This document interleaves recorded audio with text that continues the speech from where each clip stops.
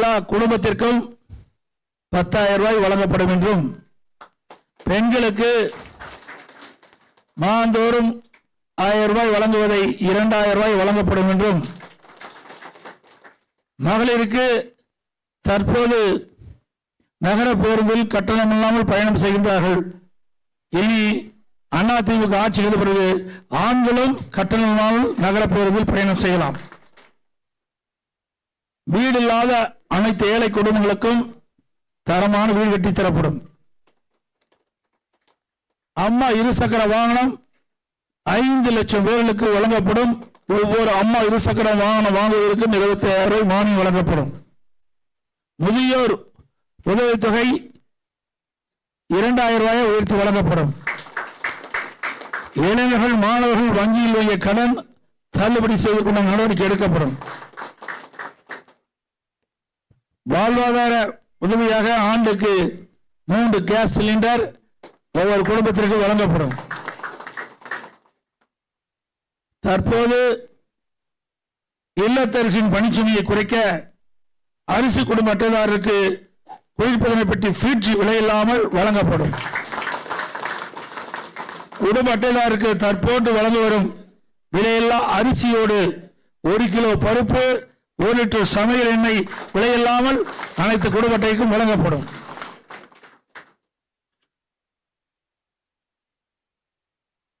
மேலும் பொது நிர்வாகம், விவசாயம், நீர்வளம், கால்நடை வளம், தொழில்துறை, மீனவர் நலன், கல்வி, மருத்துவம், தமிழ்மொழி மற்றும் பண்பாடு, மகளிர் நலன், பெண்கள் பாதுகாப்பு, தொழில், சிறு குறு மற்றும் நடுத்தர தொழில்கள், சுற்றுச்சூழல், வனம், சுற்றுலா, இளைஞர் நலன் மற்றும் வேலைவாய்ப்பு, அரசு ஊழியர், காவலர்கள், ஜவுளித்துறை மற்றும் பத்திரிகையாளர் நலன் உட்பட பல தலைப்புகளில் மொத்தம் 297 அறிவிப்புகள்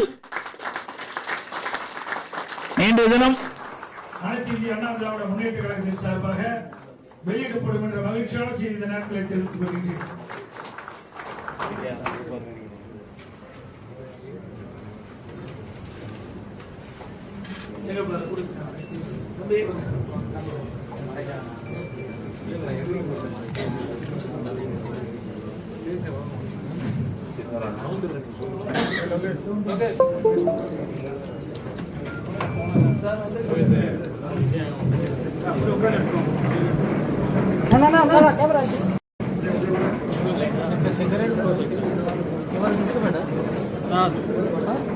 நான் அப்படி சேர்ந்து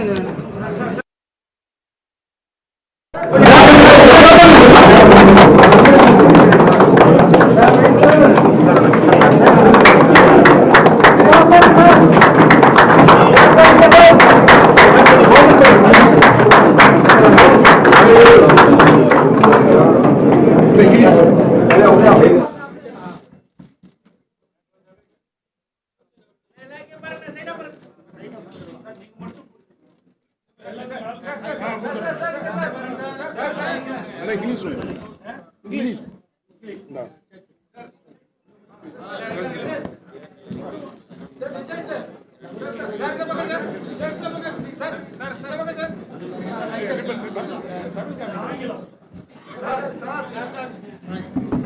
எல்லாமே ஹைட்டா அங்க வரவங்க தந்தரியா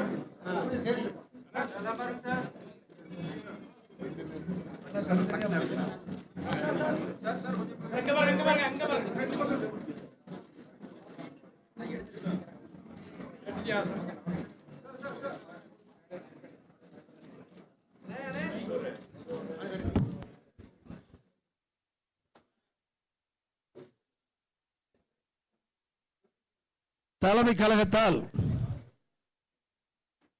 நியமிக்கப்பட்ட தேர்தல் குழு தலைவர் உறுப்பினர்கள் அனைவரும் தமிழ்நாடு முழுவதும் பலதரப்பட்ட மக்களை சந்தித்து அவர்கள் கொடுத்த கோரிக்கையினை ஏற்று சிறப்பாக இந்த தேர்தல் அறிக்கையை தயாரித்த குழு தலைவருக்கும் அது இடம்பெற்றிருக்கின்ற உறுப்பினர்களுக்கும் இந்த நேரத்தில் மனமாற பாராட்டுக்களை வாழ்த்துக்களை தெரிவித்துக் கொள்கின்றேன்.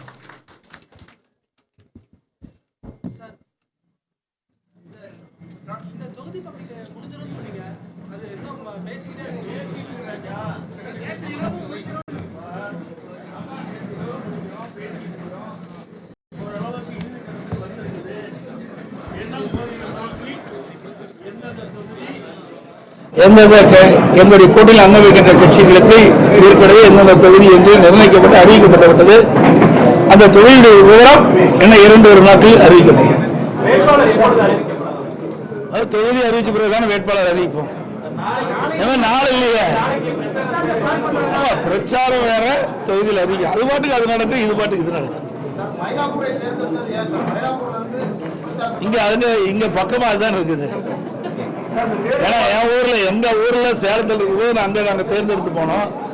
இங்க இருக்கின்ற பொழுது மயிலாப்பூர் பிரச்சாரத்தை தொடர்ந்து இருக்கு.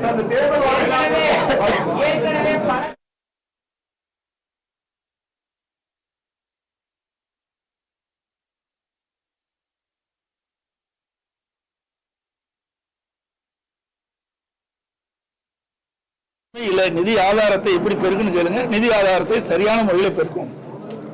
நான் தெளிவா சொல்லியிருக்கிறேன். ஓராண்டு கொரோனா காலம், அத்தனை பத்திரிகையாளர்கள் ஊடகங்களுக்கு தெரியும். அந்த காலகட்டத்தில் அரசாங்கத்துக்கு வருவாயே இல்லாமல் இருந்தது. அந்த காலகட்டத்தை கூட சிறப்பான ஆட்சி கொடுத்த அரசாங்கம் அதிமுக அரசாங்கம். அதனால நிதி ஆதாரத்தை பெருக்கி நாங்கள் அறிவிக்கப்பட்ட திட்டங்களை முறையாக செயல்படுத்துவோம். ஒவ்வொரு வருஷமும் ஒவ்வொரு தேர்தலின் போதும் திமுக தேர்தல் வாக்குறுதிகளை வெளியிடுறாங்க.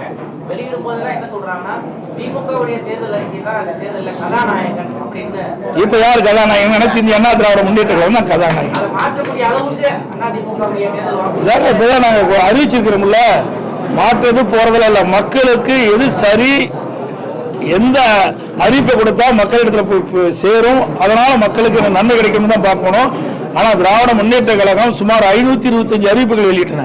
4ல் 1 பாக அறிவிப்பு தான் நிறைவேற்றிருக்காங்க. எஞ்சிய அறிவிப்புகள் வரைக்கும் நிறைவேற்றவே இல்லையே. அப்படி ஏற்கனவே சொல்லியிருக்கிறோம். எங்களுடைய தலைவர்கள் ஏற்கனவே நிறைவேற்றிருக்கின்றார்கள். அந்த வழியில் வந்த அம்மாவுடைய அரசும் அறிவிக்கப்படுகின்ற அறிவிப்புகள் முழுமையாக நிறைவேற்றுவதற்கு உரிய நடவடிக்கை எடுக்கும்.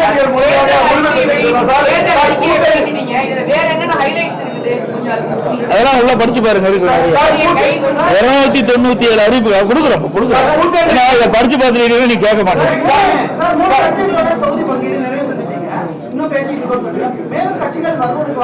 இல்ல இல்ல, என்ன வாசன் அவர்கள் இருந்தாரு, அப்புறம் ஐஜேகே இருக்குது, அப்புறம் இன்னும் ஜெகன்மூர்த்தி அவர்கள், ஜெகன்மூர்த்தி அவர்கள் இருக்காங்க, அப்புறம் இன்னும் இருக்காங்க. சிறு சிறு கட்சிகள்லாம் எங்களோட வந்து பேச்சுவார்த்தை நடத்திட்டு இருக்கிறாங்க. அநேகமா இன்று நாளைக்கெல்லாம் முடிஞ்சிடும். புதுசா வர்றதுக்கு இதுவரை எந்த வாய்ப்பும் வருவதா தெரியல. இல்ல, இதுவரைக்கும் பேச்சுவார்த்தை நடத்தணும். ஆனா பேச்சுவார்த்தை இறுதி பெறவில்லை. அப்படி ஒண்ணும் கிடையாது. ஒவ்வொருத்தருக்கும் ஒரு அடிப்படை இருக்கின்றது. அந்த அடிப்படையில் அவர்கள் கேட்பதற்கும் நாங்கள் சொல்வதற்கும் சில வேறுபாடு இருந்தனால அப்படி நின்று போச்சு.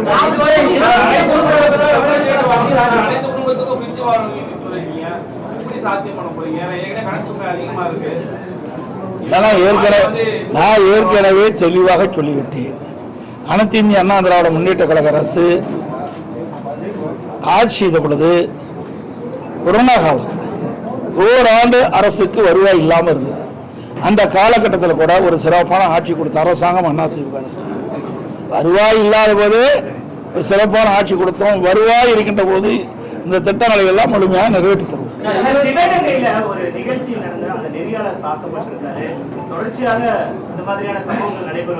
ஆமா ஆமா, அது வந்து இன்றைக்கு இல்ல,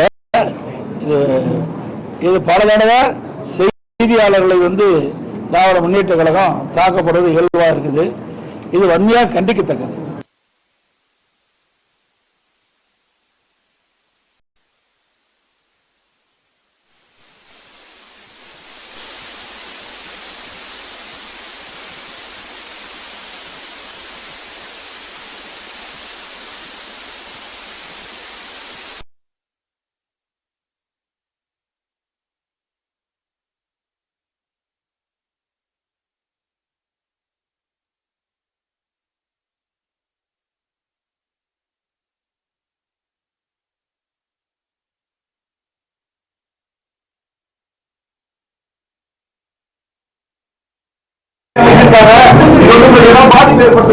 எந்த பாதிப்பு ஏற்படுத்த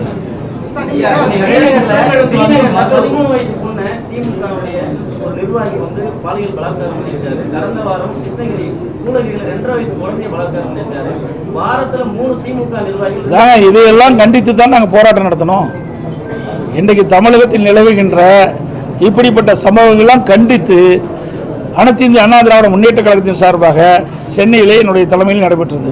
இங்கே இருக்கின்ற உங்களுடைய தலைமை கழக நிர்வாகிகள், மாவட்ட கழக செயலாளர்கள், மறுபடியும் எங்கள் கூட்டணி கட்சியுடைய தலைவருடைய தலைமையிலே தமிழ்நாடு முழுவதும் இந்த பாலியல் சீண்டல், பாலியல் வன்கொடுமை, அது மட்டுமல்ல கொலை, கொள்ளை, திருட்டு, வழிப்பறிவு இப்படி நடக்காத நாளே இல்லை. இதையெல்லாம் கண்டித்து நாங்கள் போராட்டமே நடத்தினோம். இந்த ஆட்சி இவ்வளவு போராட்டம் நடத்தி இந்த அரசுடைய கவனத்தை கொண்டு வந்தோம். ஆனால் அதை தடுத்து நிறுத்த திராணி இல்லாத அரசாங்கமாக திரு ஸ்டாலினுடைய அரசாங்கம் இருக்கு. தேர்தலின் போது கூட இது மாதிரி பத்திரிகையாளர்கள் வந்து திமுக பரிசு பொருட்கள் தாக்கியிருக்காங்க. இப்ப தேர்தல் வந்து அறிவிச்ச உடனே இந்த மாதிரி தாக்குதல் நடத்திருக்காங்க. இந்த மாதிரி தொடர்ந்து திமுக அத்துமீறல் நடக்கிறாங்க. நீங்க என்ன சொல்லுங்க? அதெல்லாம் ஏற்கனவே நான் சொன்னேனே, இதுக்கெல்லாம் அடிப்படை நீங்க தான். யாரும் தவறாக நினைக்க கூடாது. நீங்க வந்து அவர்களை பெரிய எப்படி என்னன்னு சொல்றேன்னா, ஒண்ணுமே இல்லாதவங்கள பெருசு பண்ணி காட்டுறீங்க. அவர்கள் அது வந்து பெரிய ஆயுதமா பயன்படுத்துறாங்க. நம்ம யாரும் ஒன்றும் செய்ய முடியாது, என்ன வேணா செய்யலான்னு. தயவு செய்து அருள் கூர்ந்து பத்திரிகையாளர் ஊடக நண்பர்களும் இனியாவது உங்களை பாதுகாப்பதற்காக அவர்களுக்கு இப்படிப்பட்ட அதாவது சம்மதமே இல்லாத செய்திகள்லாம் வெளியிட்டு அவர்களை உயர்த்தாதீங்க.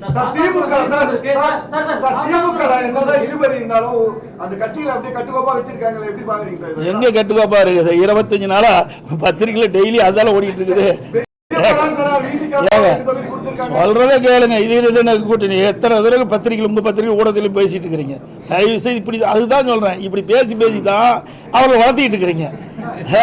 அதாவது உலகத்துக்கே தெரியும், உங்க பத்திரிகை ஊடகம் போட்டுட்டு இருக்கிறீங்க. விசிகா என்னென்ன பேசினார், எவ்வளவு மனம் வந்து பேசினாரு. அதே மாதிரி அங்க இருக்கிற கம்யூனிஸ்ட் கட்சிகள் தங்களுக்கு ஏற்கனவே வழங்கப்பட்ட தொகுதியெல்லாம் குறைக்கப்பட்டது மன வேதனை வெளிப்படுத்தினாங்க. அதையெல்லாம் நீங்க தொலைக்காட்சியில் தெளிவாக காட்டுங்க, பத்திரிகையில போடுங்க. நாங்க அப்படி இல்லை, மன உணர்வுபூர்வமா பேசணும், வந்தோம், அறிவிச்சோம். இப்போ தொகுதி எந்தெந்த தொகுதி எந்தெந்த கட்சிக்குன்னு பேசிட்டு இருக்கிறோம். ஒரு நாள் வெளியே வந்துடும்.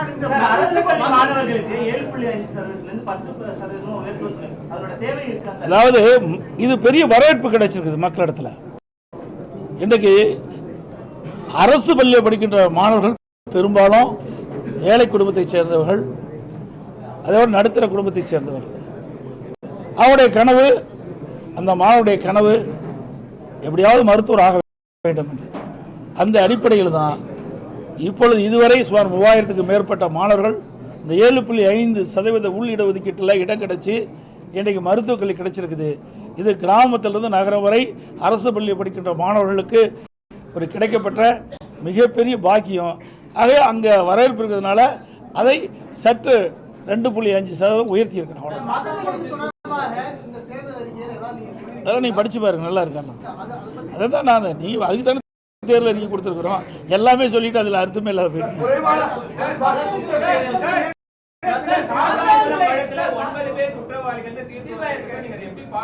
சார், நாங்கள் எங்களை பொறுத்த வரைக்கும், அதாவது அனைத்து இந்திய அண்ணா திராவிட முன்னேற்ற கழகத்தை பொறுத்த வரைக்கும் சட்டத்தின் ஆட்சி நடைபெற்றது. தவறு நடந்தால் அதற்கு உண்டான தண்டனை அவர்கள் பெறுகிறார்கள். இது நீதிமன்றம் வழங்கப்பட்ட தீர்ப்பு. ஆக எந்த இடத்தில் தவறு நடந்தாலும் அது தவறு தான், அதில் எந்த ஒரு மாற்று கருத்தும் கிடையாது. அதே நீதிமன்றம் விசாரிக்கப்பட்டு அதில் தவறு நடைபெற்றதாக அந்த விசாரணையில் தெரிய வந்த காரணத்தினால் நீதிமன்றம் சம்பந்தப்பட்டவர்களுக்கு தண்டனை வழங்கியிருக்கு.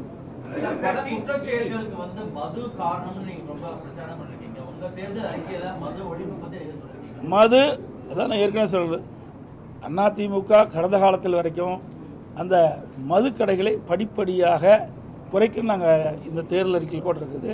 நாங்கள் சொல்லிட்டு இருக்கிறோம், படிப்படியாக தான் குறைக்க முடியும்.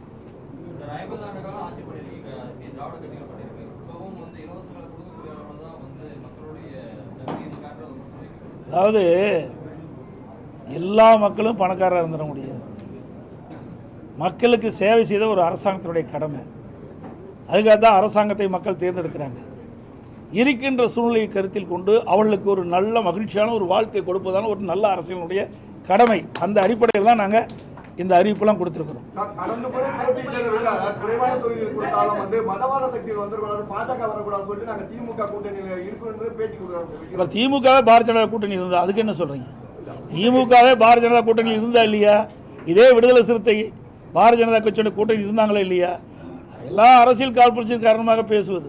சார், உங்க தேர்தல் அறிக்கையில 104வது வந்து அரசு பள்ளி மாணவர்களுக்கு நீங்க கொடுத்த அந்த 7.5% வந்து 10% உயர்த்தப்படும். அதான் இப்போ தான் சொன்னேன் எந்த அளவுக்கு சாத்தியம் இருக்கு சார். அதுதான் இப்போ தானே அதுக்கு நான் பதில் கொடுத்தேன். நீங்கள் சரியாக கவனிக்கல நினைக்கிறேன்.